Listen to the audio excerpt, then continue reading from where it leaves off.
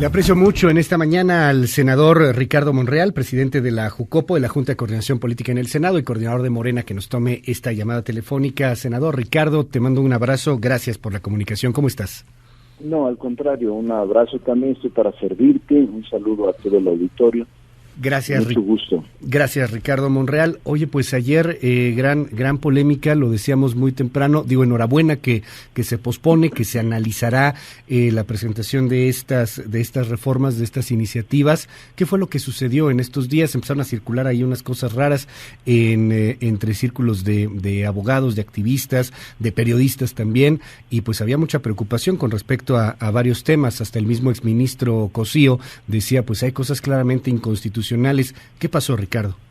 Bueno, mira, primero creo que no se tuvo cuidado si es que esos borradores y esas filtraciones son reales por quienes estuvieron elaborando los proyectos, que son personal de la Fiscalía y el personal del Ejecutivo, en este caso la Consejería Jurídica. Primero, y creo que el día de ayer que se pretendían presentar las iniciativas, aún eran proyectos, no tenían todavía la formalidad de iniciativa, y creo que todavía hay algunas opiniones dentro del Ejecutivo sobre algunas figuras jurídicas que se crean, que se amplían, o que se otorgan más facultades en materia de procuración de justicia. Entonces, creo que todavía falta entre el Ejecutivo y la Fiscalía una coordinación mayor para que el Senado no se involucre en discusiones todavía previas a la presentación de la iniciativa por el Ejecutivo Federal. Entonces, nosotros decidimos no aceptar preproyectos o proyectos, y lo hicimos previamente. Este acuerdo lo hicimos previamente, antes de iniciar la presentación formal y la descripción de las iniciativas a las 11 de la mañana. Me reuní quizá media hora antes, 40 minutos antes, con el fiscal general, con la secretaria de Gobernación y con el consejero jurídico de Presidencia. Y yo noté un ambiente de camaradería, un ambiente tranquilo, un ambiente de amistad entre ellos. Simplemente decidieron que presentarían hasta febrero, el 1 de febrero, todo el paquete legislativo. Obviamente, mi opinión era, y fue, y sigue siendo, que dado que se trata de una reforma de gran calado, son 14 artículos, Luis, son 2 nuevas leyes, la Ley Nacional de Cultura y Justicia Cívica y un Código Penal Nacional, y son cuando menos 7 leyes, 7, que serán modificadas profundamente. Y mi opinión fue que excluyéramos la Ley Orgánica del Poder Judicial Federal, y que en caso de la ley de amparo pudiera, en las modificaciones que se plantean, pudiera expresar su opinión la Corte. En la primera, porque la ley orgánica es la que regula su funcionamiento. Y habíamos hecho el compromiso el 21 de octubre en Jicotencat, en la antigua sede del Senado, que la Corte por sí habría de expresar y emitir un planteamiento formal sobre su autorregulación en materia de administración de justicia. Y creo que eso no abonaba. Hay que escuchar a la Corte y hay que aceptar sus planteamientos que provengan de una discusión interna por parte de ellos. Entonces, por ese punto, perdón que te interrumpa aquí, pero me llama la atención porque me mencionas, pudiste reunirte unos 40 minutos antes de esta presentación de iniciativas con Gertz Manero, con el fiscal general de la Nación, estaba ahí también Julio Scherer, estaba la secretaria de Gobernación, Olga Sánchez Cordero. ¿Tuviste alguna comunicación con la Corte? Porque hay muchos trascendidos hoy que hablan de, pues, del extrañamiento que se tenía en la Suprema Corte de Justicia ante, pues, modificaciones sin que siquiera se le hubiese tomado en cuenta, ¿no? Yo hablé con la Corte, tengo una comunicación fluida con el presidente Saldívar y habíamos platicado sobre ese tema. tengo compromisos y siempre trato de honrar mi palabra de que aceptemos la propuesta de la Corte en los próximos días en materia de ley orgánica del Poder Judicial y de otras medidas que implementarán en la Corte y que son motivo de modificaciones legislativas. Es decir, tengo una comunicación con el presidente de la Corte y habíamos acordado eso, que en este primer momento solo se aceptara las iniciativas que tienen que ver con procuración de justicia, persecución de delitos, investigación de delitos y todo lo que entraña la procuración.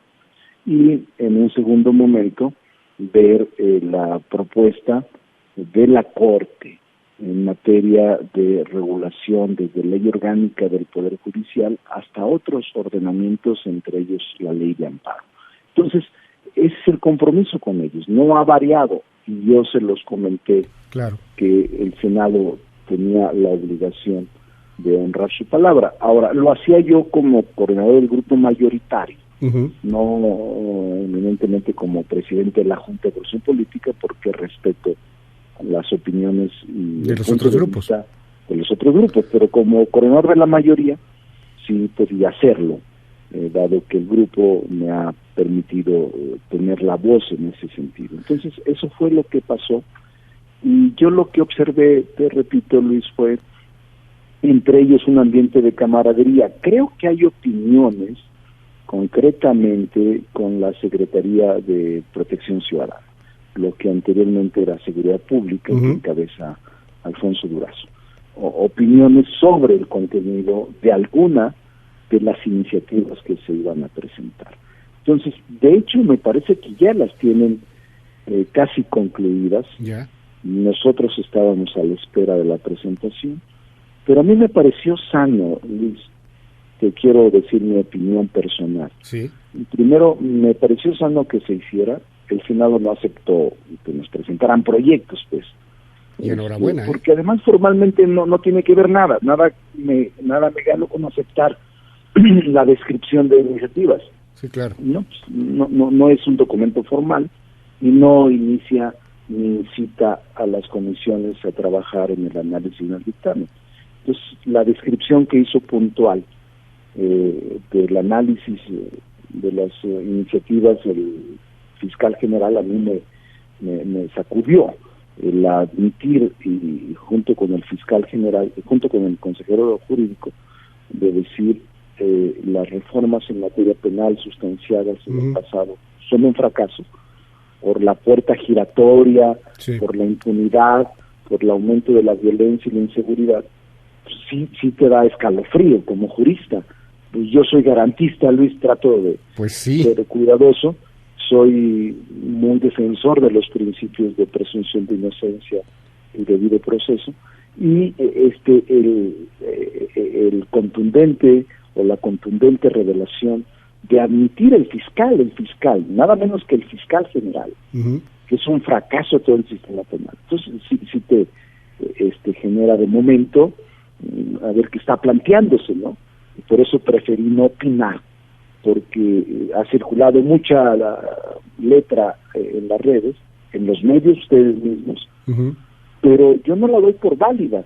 O sea, al final era un proyecto, ahí era un, es un documento que se filtra, que está en comentario, que está en boca, pero que sí pone pues alarma a todos los que consideramos como un principio básico la presunción de inocencia, el Estado de Derecho y la garantía por un tema particular, bueno, muchos, pero uno en particular que nos llamaba mucho la atención, el arraigo, Ricardo, o sea, modificar la Constitución para permitir arraigo por cualquier delito por 40 días, híjole, qué fuerte se escuchaba eso. Sí, no solo eso, digo, todo esto, de momento yo pudiera emitir una opinión. A mí me han dicho, pues, ¿qué opinas de eso? Pues si así se planteara, no es tan fácil que pase, porque es reforma constitucional. Pero les digo yo, pero no quiero opinar, hasta en tanto se presente formalmente, porque lo que sí garantizo como coordinador de la mayoría, es que vamos a discutirlo ampliamente, no será precipitado, no será tampoco con ningún apresuramiento indebido, Habremos de discutir artículo por artículo de los 14 que se plantean modificar en la Constitución y ley por ley de las 9 que se plantean modificar. Es decir, es un trabajo pesado, Luis, y yo estoy dispuesto a que se haga con la opinión en parlamento abierto de especialistas, intelectuales, académicos, grupos, colectivos, ONGs. No claro. Tenemos problema por escuchar la voz de todos. Una vez que venga el pollo, y lo digo así porque tú sentenciabas ayer, si no me equivoco, para tener caldo de pollo hay que tener pollo primero, y pues ayer lo que había era una tinga, yo creo, ¿no? O sea, estaba de verdaderamente ideas por un lado y por otro. Para tener caldo de pollo hay que tener pollo. Una vez que ya está el pollo, pues una vez que ya está esto concreto, viene también el otro asunto que es todavía más complejo y del cual pues tú lo has hecho durante mucho tiempo en el Senado como presidente de la Junta de Coordinación Política y pues también líder del grupo mayoritario. Hay que pactar con los otros grupos. Sí. ¿Cómo está ese tema? No está fácil, porque casi en su mayoría son garantistas. Es decir, estaban convencidos o están convencidos de estos principios que tú has comentado, que son base fundamental para todo el proceso penal, presunción de inocencia, debido proceso, observancia del Estado de Derecho. Vamos a tener que discutir a fondo. Pero yo no puedo garantizar, si así se planteara, Luis, no podría garantizar que tengamos mayoría calificada. Vamos a platicar mucho. Lo que sí es conveniente afirmar es que el país necesita instrumentos jurídicos eficaces y que México enfrenta, tú lo sabes muy bien, Luis, todos los que nos escuchan lo saben muy bien, sí. México enfrenta actualmente un reto sin precedentes.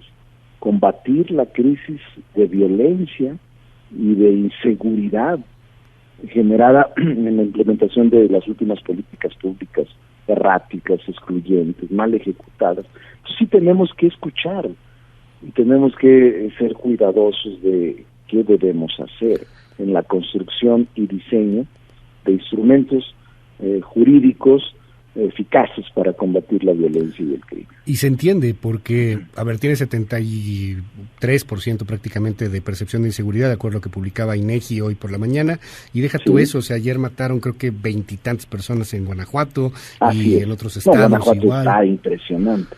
Y algunos otros estados. Igual, o sea, inclusive aquí en la Ciudad de México también hubo asesinatos, yo creo que 5 o 6 por ahí, en los datos que se presentan todos los días en el Secretario Ejecutivo, pues, pero también que no salga después más caro el caldo que las albóndigas, que no terminemos por después tener un estado inquisidor, un estado totalitario, y que tiremos al bote estas presunciones de inocencia y esto que sí nos costó muchísimo trabajo avanzar. Vas a estar trabajando con las dependencias, es decir, con Hertz Manero, con Olga Sánchez Cordero, con Julio Scherer.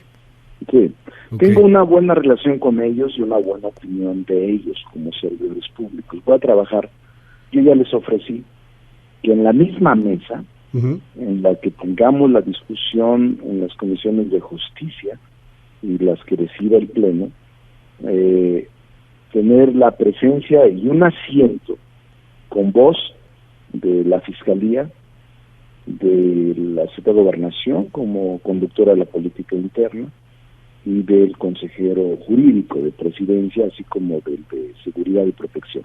Es decir, 4 asientos con voz, pero también tendrán voz las ONGs, los colectivos, o la sociedad civil, compuesta por intelectuales, académicos, obviamente corte, ¿no? Poder judicial, por supuesto, uno de los poderes que no pueden estar ausentes en esta gran discusión, en este gran consenso. ¿Y el presidente?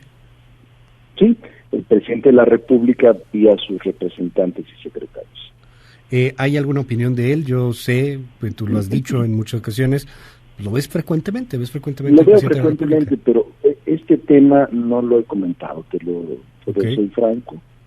No lo he comentado porque yo doy por descontado que es una iniciativa o es un proceso que él ha avalado con sus secretarios, en este caso con su consejero jurídico, que es muy cercano al presidente, y que seguramente en su relación con el fiscal, que tenía autonomía, pues avanzaron mucho en los propósitos que se plantean de manera conjunta. Vamos a seguir de cerca el tema. Te aprecio la apertura, Ricardo Monreal, en este asunto y la aclaración. Ya compromiso hecho, 1 de febrero se presenta ahora sí en un acuerdo conjunto entre todos las iniciativas y de ahí la discusión a Parlamento abierto, ¿no? Sí, yo espero que el primero, Luis, pero ya sabes que a veces a mí me cuesta trabajo. Yo cumplo mucho con mis plazos, pero no lo sé, ya es parte de ellos. Ojalá sea el 1 de febrero. No es un asunto nuestro del Congreso, pues. Sí, no depende de ustedes, son ellos los que tienen que presentar. Entonces, la presenta el 1 de febrero. Estaremos atentos en el tema. Ricardo Monreal, te aprecio mucho la comunicación. Muy buenos días. Saludos, Luis, a todo el auditorio.